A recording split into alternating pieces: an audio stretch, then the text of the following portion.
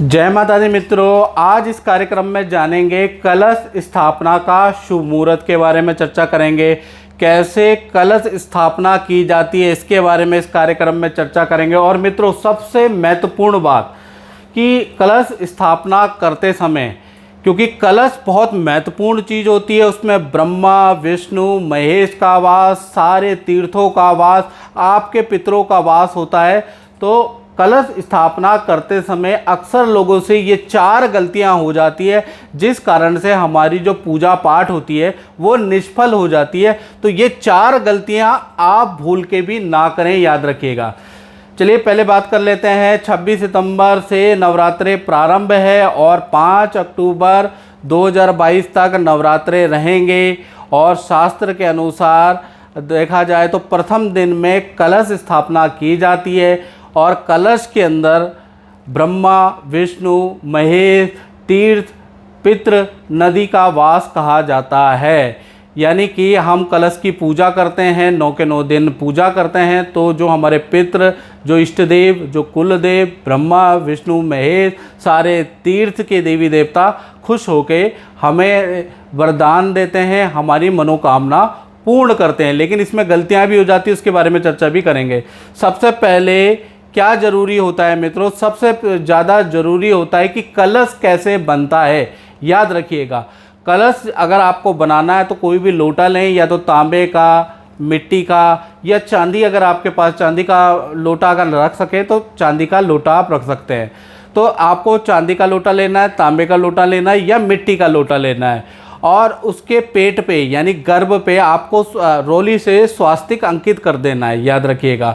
उसके बाद आपको जो उसका गला होता है, जो उसका कंठ होता है, उसमें 3 बार मोली का धागा आपको लपेटना है और उसके बाद गांठ मार देनी है। तो यहाँ पर आपका कलश जो है तैयार हो गया है। फिर उसके बाद कलश के अंदर क्या क्या चीज़ें डलती है, याद रखिएगा। कलश के अंदर पहले आपको गंगा जल डालना है या तीर्थ का जल डालना है, वो भी ना हो तो साफ पानी डाल दीजिएगा। उसके अंदर आपको थोड़ा हल्दी मिला देनी है। उसके अंदर बाज़ार में मिलती है सप्त मृतिका, वो डाल देनी है। साथ ही साथ आप सुपारी उसके अंदर डाल दें, शहद उसके अंदर डाल दें, जौ डाल दें, तिल आपको डालना है। और पंचरत्न भी बाज़ार में मिलता है, वो भी अति शुभ होता है, तो उसको भी आप डाल दें। डालने के बाद आपको क्या करना है, उसके ऊपर सूखा नारियल यानी श्रीफल आपको लेना है और श्रीफल पे लाल कपड़ा लपेट के उसके ऊपर रख देना है। ये आपका कलश तैयार हो गया है। अब क्या करना है कि आपको लकड़ी की चौकी ही लेनी है, याद रखिए। उस पर लाल वस्त्र बिछाना है। नवरात्रि की पूजा करते हैं तो लाल वस्त्र का महत्व है देवी की पूजा में। तो लाल वस्त्र लकड़ी की चौकी पे बिछाना है। दुर्गा का चित्र या मूर्ति जो भी आपके घर में, उसको बीच में आप लगा दीजिएगा और उसके अगल बगल में या बराबर में आपको मिट्टी का एक सकोरा लेना है, उसके अंदर मिट्टी डालनी है, उसमें जौ दबाना है और उसके ऊपर ये जो कलश आपने बनाया है, इस कलश को स्थापित कर दें। याद रखिएगा, ये चीज़ आपको करनी है। उसके बाद आप हमें इसकी स्थापना करनी है। अब स्थापना सही मुहूर्त में यदि आप करेंगे तो भी अच्छा है। अगर मुहूर्त में इधर उधर हो जाए तो भी कोई दिक्कत नहीं, क्योंकि हमारे जो पूर्वज थे वो 1 दिन पहले ही कलश की चीज़ें स्थापित कर देते थे, पूजा मुहूर्त पे करते थे। यानी कि आप लकड़ी की चौकी पे आप मूर्ति स्थापित करके और लकड़ी मिट्टी के सकोरे में मिट्टी डाल के और ये सारी चीज़ें करके आप पहले भी 1 दिन पहले रात को आप इसको तैयार कर सकते हैं। लेकिन जो इसकी स्थापना होगी, जो कलश का पूजन होगा, वो मुहूर्त में होगा, ये याद रखिए। अब क्या है कि मुहूर्त के बारे में बात कर लेते हैं। तो कलश स्थापना के 2 शुभ मुहूर्त हैं। पहला सुबह 6 बजे से लेकर 7:51 तक। दूसरा देखा जाए दोपहर के 11:50 से लेकर 12:37 के बीच में आपको कलश की पूजा करनी है, वरुण देवता की पूजा करनी है और स्थापना करनी है अपनी चौकी की। याद रखिएगा। अब वो कैसे करेंगे, चलिए जानते हैं। अब आपको मुहूर्त बता दिया गया है। अब मुहूर्त पे आपको पूजा विधि कैसे करनी है, याद रखिएगा। लकड़ी की चौकी आप पहले से ही तैयार कर चुके हैं, घट भी आपने लगा दिया है।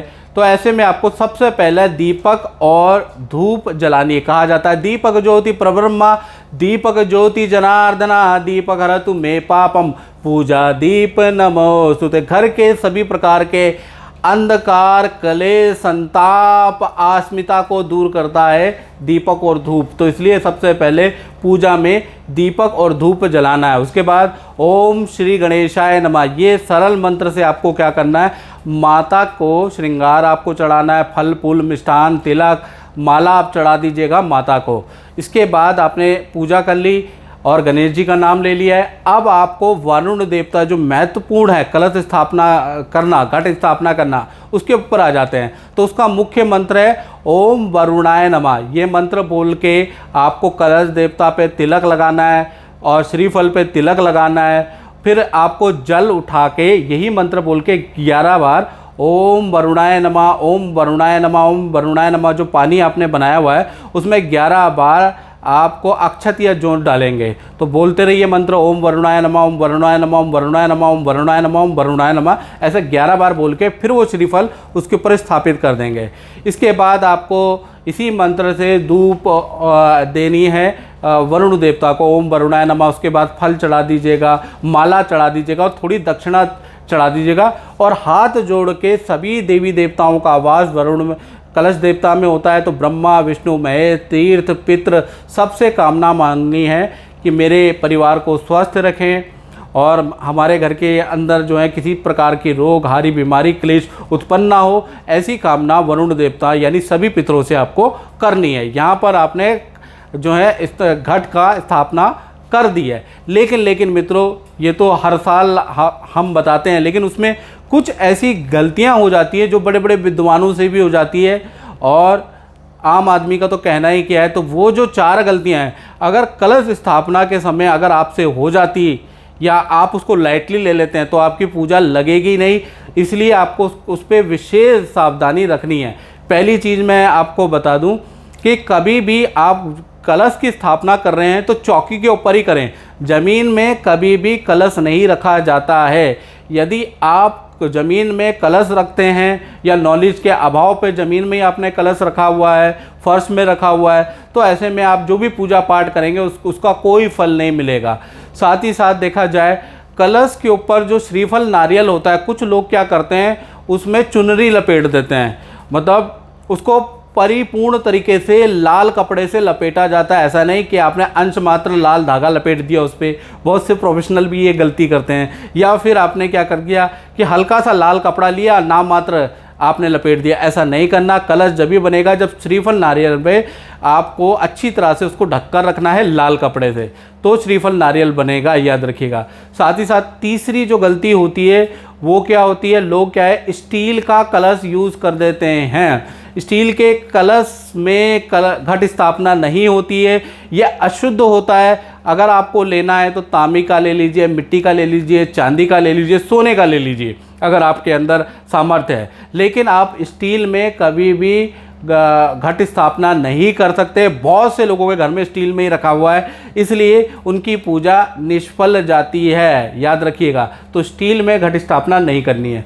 साथ ही साथ देखा जाए जो चौथी बड़ी गलती होती है वो होती है कि दक्षिण पश्चिम में, इस दिशा के अंदर या तो दक्षिण दिशा में या पश्चिम दिशा में अगर आपने घट को रख दिया तो मान के चलिए आपकी पूजा लगेगी ही नहीं। आप कितनी ही पूजा घर के अंदर करते रहें, आपकी पूजा निष्फल ही जाएगी। इंद्र देवता उस फल को चुराते रहेंगे। कारण क्या है, आपकी पूजा अधूरी रहेगी।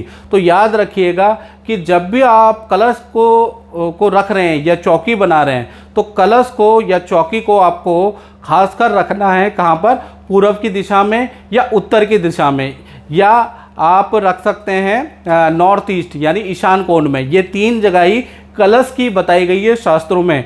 इसके अलावा कहीं भी अगर आप कलश रखते हैं तो दोष लगेगा, पूजा निष्फल होगी। तो ये 4 गलतियां आपको नहीं करनी है। बाकी नवरात्रि की हार्दिक शुभकामनाएं। माता रानी आपकी झोलियां भरे। जय माता दी।